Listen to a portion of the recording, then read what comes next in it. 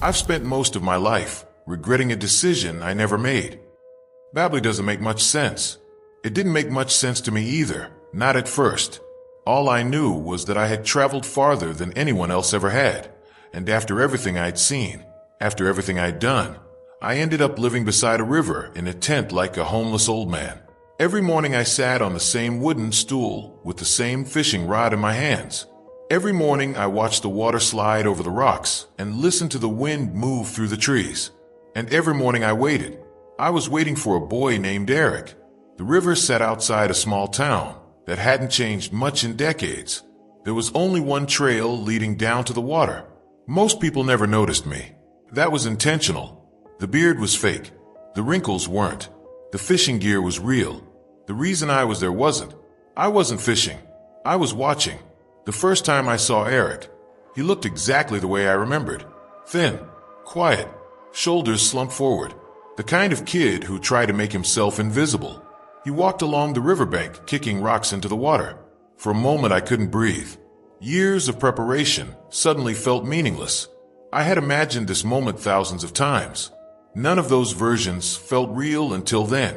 Eric stopped near the water and stared across the river. He looked exhausted, not physically, emotionally. I recognized it immediately. Some things never leave you. He noticed me a few minutes later. I gave him a small wave. He hesitated, then nodded. That was all. The next day he came back. The day after that too. Eventually he started stopping near my fishing spot. We didn't talk much at first. Just small things. The weather, the fish, the river, sometimes silence. He seemed to prefer silence. One afternoon he sat on a fallen log near the water while I reeled in my line. "You ever catch anything?" he asked. I smiled. "Sometimes. Looks boring." "It usually is." That made him laugh. The sound caught me off guard. I hadn't expected that. For a moment I forgot why I was there. Then I remembered. A few days later I watched him leave the river earlier than usual. His shoulders were tense. His eyes looked swollen. Something had happened.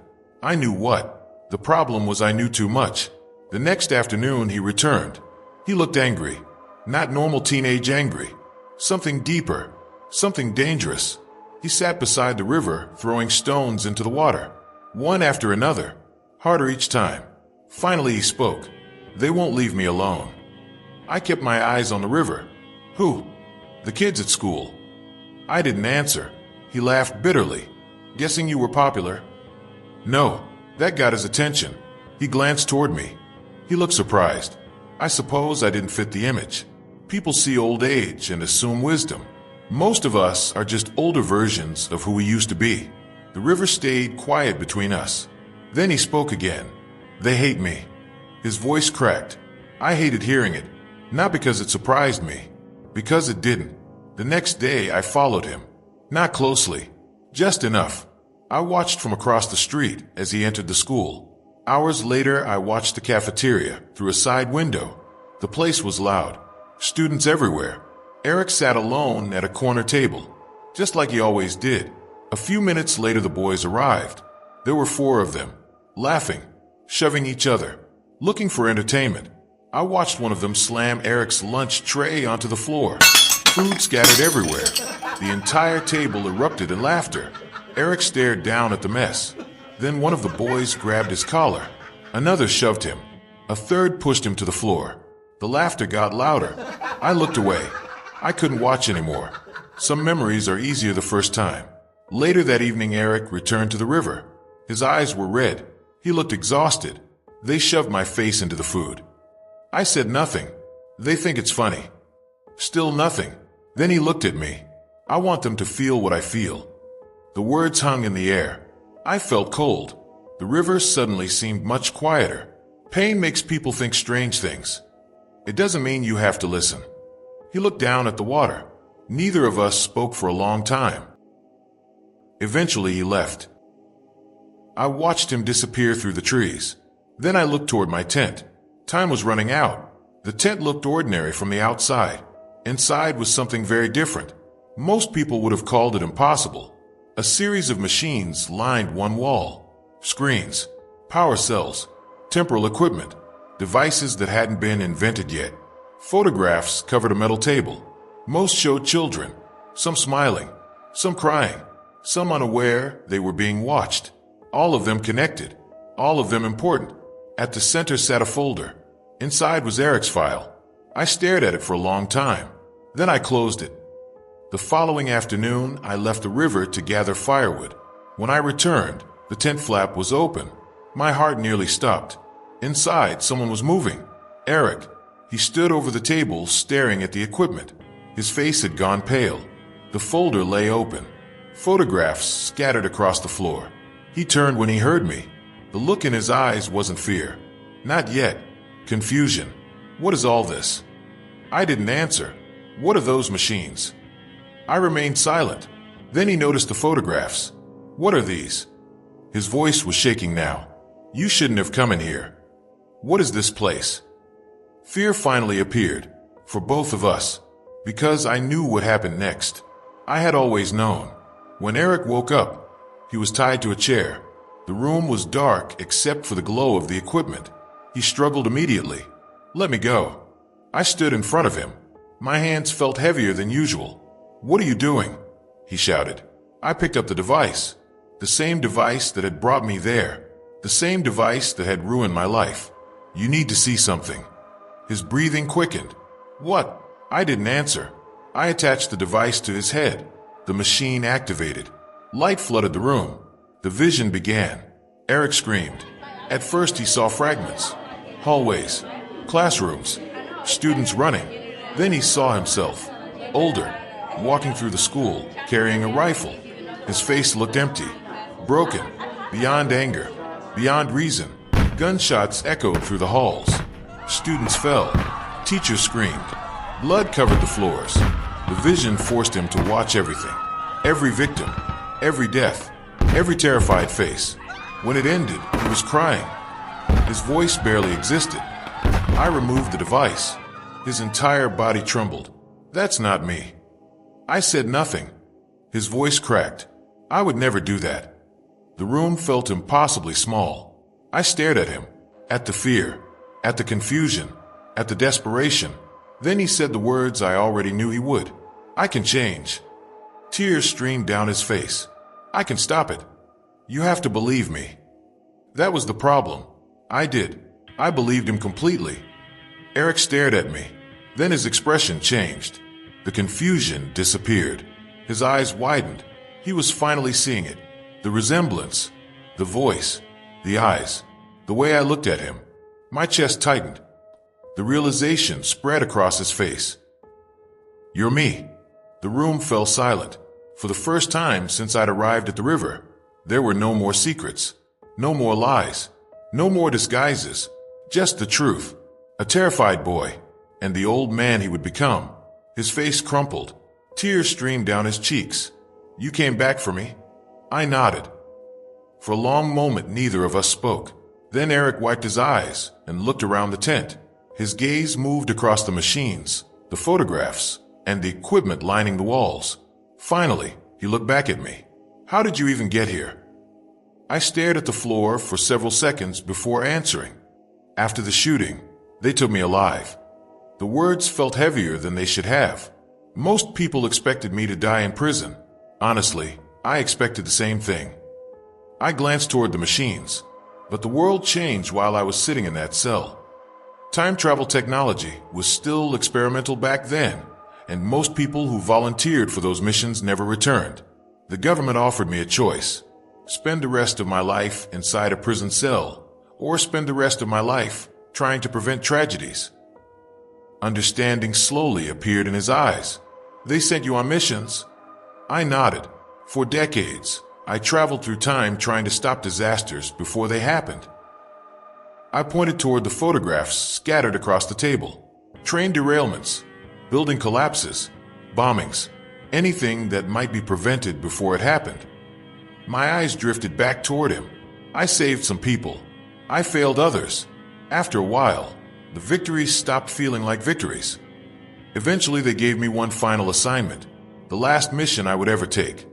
The room became quiet. Eric's face slowly changed as he began to understand. What happens if you succeed?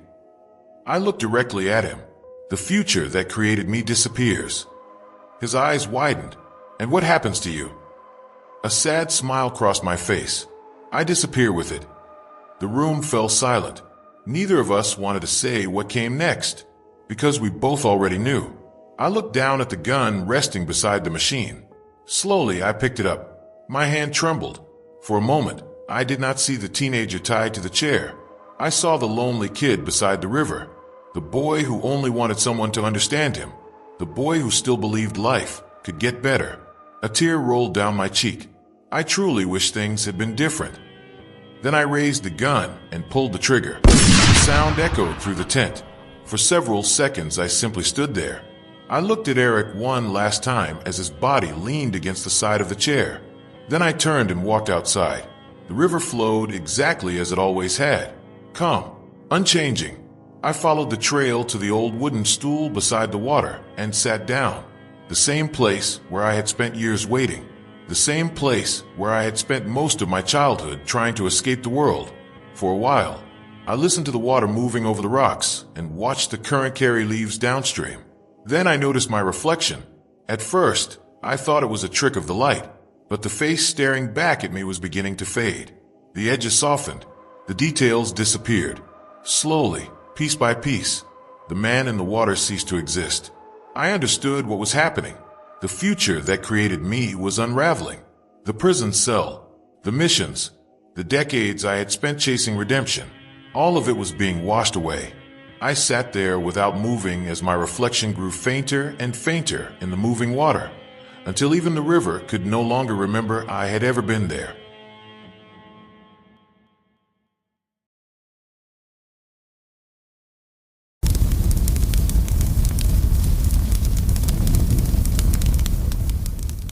The police shot me 3 times. The first bullet ripped through my shoulder. The second punched into my chest.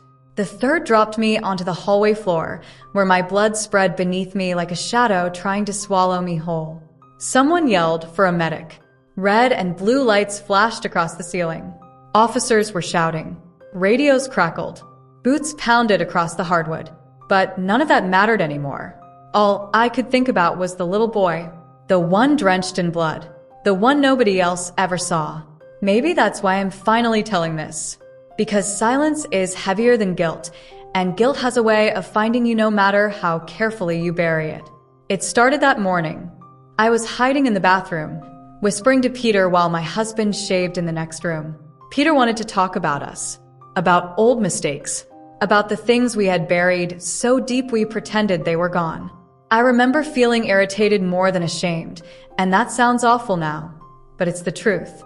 I wasn't thinking about consequences. I wasn't thinking about forgiveness. I was exhausted from pretending to be a faithful wife, exhausted from pretending to be a patient mother, exhausted from pretending I was still a good person. When Brad knocked on the bathroom door, I nearly dropped the phone. I ended the call, shoved it into my robe pocket, flushed the toilet even though I hadn't used it, and opened the door with the same soft smile I had practiced for years. Brad stood there with shaving cream still on his jaw. "Everything okay?" he asked. I nodded, just tired. He kissed my forehead, soft and quick, like he had done 1,000 mornings before, then told me he had to leave early for a meeting. A few minutes later, he went downstairs to say goodbye to Andy. Our son was sitting on the living room floor in dinosaur pajamas, lining up his toy animals in a crooked little parade. There was a lion, a giraffe, a plastic dinosaur, and a battered gray stuffed wolf with one missing ear. He called it Wolfie. Wolfie went everywhere with him, to bed, to breakfast, even to the bathroom if I let him. Brad crouched beside Andy and kissed the top of his head. "Be good for mommy, okay?" Brad laughed, kissed Andy once more, then stood and crossed the room to me. He kissed my cheek before opening the front door, and for one horrible second, I almost told him everything. About Peter, about the phone calls, about the secret I kept reopening even though I knew it would destroy us. But I didn't. I just smiled. A few seconds after Brad walked outside, his car horn honked twice. Andy jumped up onto the couch and waved through the window like Brad was leaving for war instead of work. Then Andy turned and looked at me with those big, trusting eyes and asked, "Mommy sad today?" I hated how children could do that, how they could see the thing you spent all morning hiding. I told him I was just tired. Andy climbed down from the couch, wrapped both arms around my leg, and pressed Wolfie against my knee.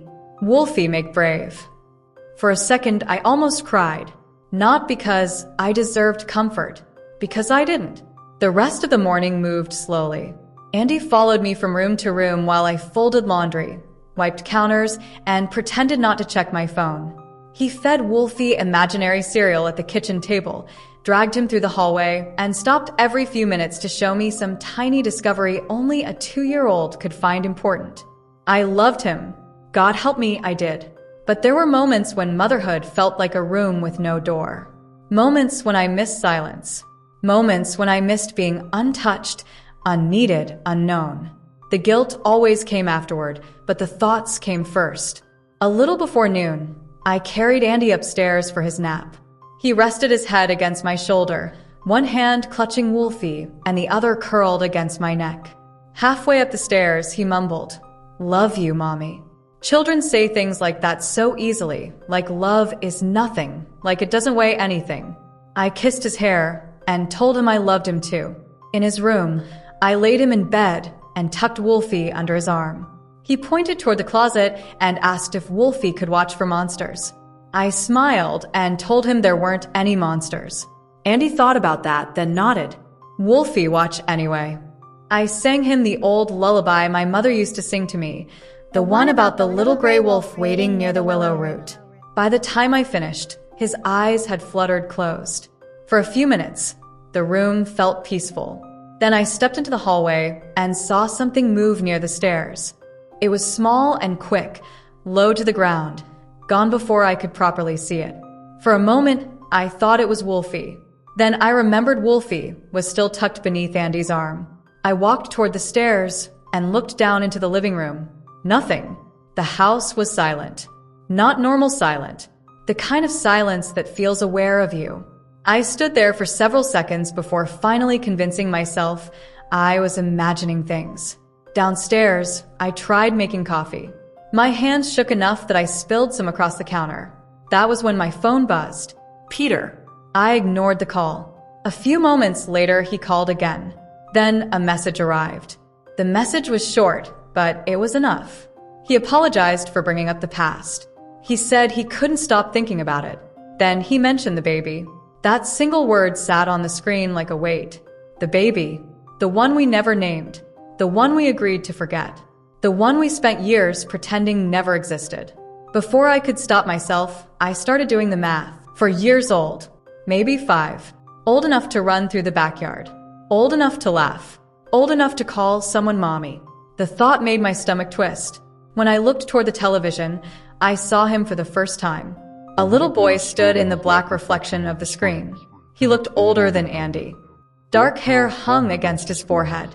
Dark stains covered the front of his clothes. He wasn't smiling. He wasn't crying. He was simply standing there, watching me. I spun around. The room was empty. When I looked back toward the television, the reflection showed nothing but myself. The boy was gone. My heart began pounding. For several seconds, I stood frozen in place. Then another thought entered my head. Andy. I hurried upstairs. By the time I reached his bedroom door, I was moving much faster than I wanted to admit. I pushed open the door and looked inside. Andy was exactly where I had left him. One arm wrapped around Wolfie. His blanket tangled around his legs. Fast asleep. Relief hit me so hard that my knees almost gave out. I crossed the room and brushed his hair away from his forehead. He stirred slightly, but never woke up. Everything looked normal. Everything looked safe. I stood beside his bed for another minute listening to him breathe. Then I quietly left the room. Looking back now, I wish I had stayed there. I wish I had never gone downstairs again. Instead, I spent the next hour trying to convince myself that I had imagined everything. Then someone knocked on the front door. When I opened it, Peter stood on the porch holding a bottle of wine. The sight of him immediately made me uncomfortable. Not because I hated him, because I didn't. That had always been the problem. Peter told me he had been driving around for nearly an hour. He said he couldn't stop thinking about me. He said he knew showing up was a mistake. Then he showed up anyway. Looking back, I should have closed the door. Instead, I stepped aside and let him inside. For a while we talked about harmless things, old friends, old memories, the apartment we used to joke about. The conversation felt easy in a way I didn't want it to. That was always how things were with Peter. No matter how much time passed, we somehow fell back into familiar patterns. Several times I caught myself laughing. Several times I hated myself for it. The worst part was realizing the chemistry hadn't disappeared. It had simply been buried. As the afternoon went on, the conversation became quieter. The distance between us slowly disappeared. At one point his hand touched mine. Neither of us pulled away right away. For a brief moment, I forgot where I was. I forgot about Brad. I forgot about the promises I had made. I forgot about the sleeping child upstairs. Then I looked toward the dark television screen. At first I saw a reflection. Peter sitting beside me, my body leaning slightly toward his. Then I saw the boy. He stood directly behind the couch, barefoot, motionless, closer than before. The dark stains across his clothes looked almost black in the reflection. His eyes weren't looking at me. They weren't looking at Peter. They were fixed on the staircase, on the hallway above, on Andy's room. Fear hit me so suddenly that I jerked away from Peter. He immediately knew something was wrong. I tried explaining it away, but the words sounded ridiculous even to me. After a few uncomfortable minutes, I told him he needed to leave. Peter looked confused, maybe even hurt. Eventually he stood and picked up the wine bottle. I walked him to the front door. The entire time, I kept glancing toward the staircase, toward the hallway above, toward Andy's room. Peter asked if I was sure I was okay. I lied and told him I was. It was the same lie I had been telling everyone for years. For a moment, he looked like he wanted to say something else. Instead, he nodded and walked back to his car. I stood in the doorway until his taillights disappeared around the corner. The neighborhood looked completely normal. Children rode bicycles down the street. Sprinklers clicked across green lawns. A dog barked somewhere in the distance. Everything looked ordinary. Then I closed the front door. The moment the latch clicked shut, the house felt different. The hallway seemed longer. The shadows seemed darker. The silence returned. Only this time it felt heavier. I stood there listening for Andy. At first there was nothing. Then the baby monitor crackled. Static hissed softly through the speaker. I leaned closer. For a moment I thought I heard breathing. Then I heard something else.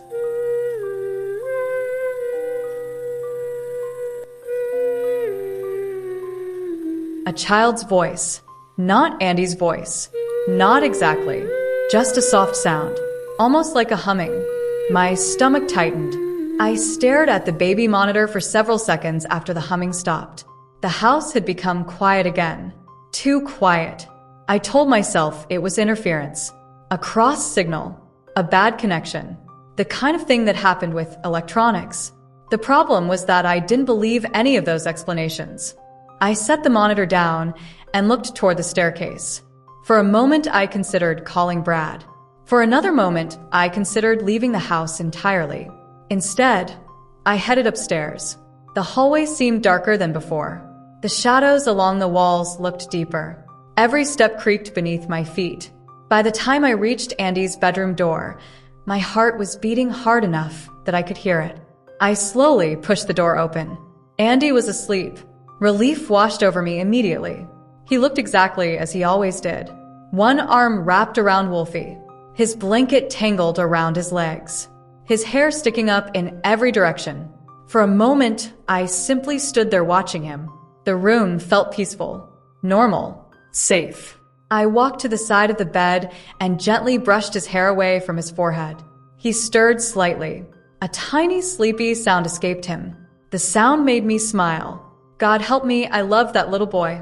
I loved the way he carried Wolfie everywhere. I loved the way he mispronounced certain words. I loved the way he wrapped his arms around my leg whenever he thought I looked sad. Looking at him now, It was impossible to imagine a world without him in it. For a few moments, I forgot about the boy. I forgot about Peter. I forgot about the baby monitor. I forgot about everything except my son. Then I noticed someone standing in the corner. The bloody boy. He was closer than he had ever been. Motionless. Watching. The room instantly felt colder. Every muscle in my body locked. The boy didn't move. He didn't speak. He didn't point. He simply stood there staring at me. 4 years old. Maybe 5. The same age the baby would have been. I tried looking away. I couldn't. Something about him felt familiar. Not because I recognized him, because some part of me already knew who he was. The realization settled into my stomach like a stone. My unborn son. The child I never allowed to exist. The child I spent years pretending wasn't real. The boy continued watching. Not angry. Not hateful. Just sad. That somehow felt worse. I looked down at Andy. He was still sleeping peacefully. Still clutching Wolfie. Still completely unaware of the nightmare unfolding around him. Without realizing it, I pulled him closer. At first, I only wanted to hold him, to feel something real, something safe, something that belonged to me. The bloody boy never moved, never blinked, never looked away. And somewhere inside that silence, something began breaking apart. Something I had spent years holding together. The guilt, the lies, the secrets, the weight of everything I had buried. I held Andy tighter, and tighter, and tighter. The bloody boy finally vanished. One moment he was standing there. The next moment he was gone. And in the same instant, the room felt different. The pressure disappeared. The heaviness disappeared. The terrible feeling that had been pressing against my chest all afternoon suddenly released. Everything was quiet again. For several seconds, I simply sat there holding Andy, trying to catch my breath, trying to convince myself that none of it had been real. Then I looked down at him. At first, nothing seemed wrong. Wolfie was trapped between us. His head rested beneath my chin. His hair still smelled like baby shampoo. Everything looked exactly the way it should have. Then I realized he hadn't moved. Not once. The realization arrived slowly. Children never stop moving. Even when they're asleep, they twitch. They sigh. They shift beneath blankets. They breathe. Andy wasn't doing any of those things. A strange coldness spread through my stomach. I adjusted him in my arms, waiting for him to complain, waiting for him to squirm, waiting for him to push himself away. He didn't. I whispered his name. No response. I touched his cheek. His skin felt wrong. Not cold. Not yet. Something inside me began to crack. Not all at once. Slowly, like ice breaking beneath someone's feet. I whispered his name again. Still nothing. Then I heard the front door downstairs. Brad was home. A few seconds later, I heard him calling for us. Then his footsteps started up the stairs. Everything after that happened too fast. Brad stepped into the room. His eyes moved from me to Andy, then back to me again. The expression on his face changed instantly. I don't think I'll ever forget that look. He rushed forward and pulled Andy from my arms. His voice cracked as he shouted my name. Then he started screaming into his phone, begging, pleading, trying to fix something that couldn't be fixed. I watched him disappear into the hallway carrying our son, and something inside me settled. Not calm, not peace, just certainty, a horrible certainty. Like a verdict that had already been delivered. I stood up, walked downstairs, opened the kitchen drawer, wrapped my hand around the butcher knife. Then I climbed the stairs again, one slow step at a time, following the sound of Brad's voice. He was in Andy's room shouting into the phone, telling the operator that his son wasn't breathing, begging them to hurry, begging them to save him. He didn't see me at first. When he finally turned around, his face wasn't filled with fear. It was filled with heartbreak. The kind of heartbreak that changes a person forever. I didn't stab him because I hated him. I didn't stab him because I was angry. The truth is much worse. I felt nothing at all. The moment the truth finally surfaced, the moment everything became inevitable. I don't remember how many times I stabbed him. Only flashes. Blood across the floor. Brad reaching for the phone, my own breathing echoing in my ears. When it was over, I walked downstairs and sat in the silence. The same silence I had felt all day. Only now it was real. I waited. The police eventually burst through the front door, shouting commands, telling me to drop the knife. I heard every word. I understood every word, but I didn't listen. I ran toward them, and for the first time all day, I wasn't afraid. Not because I thought I could escape, not because I wanted to hurt anyone. I ran because I couldn't live long enough to hear what I had done spoken out loud. Somewhere beyond the shouting, beyond the gunshots, beyond the darkness rushing in around me, I thought I heard a child humming,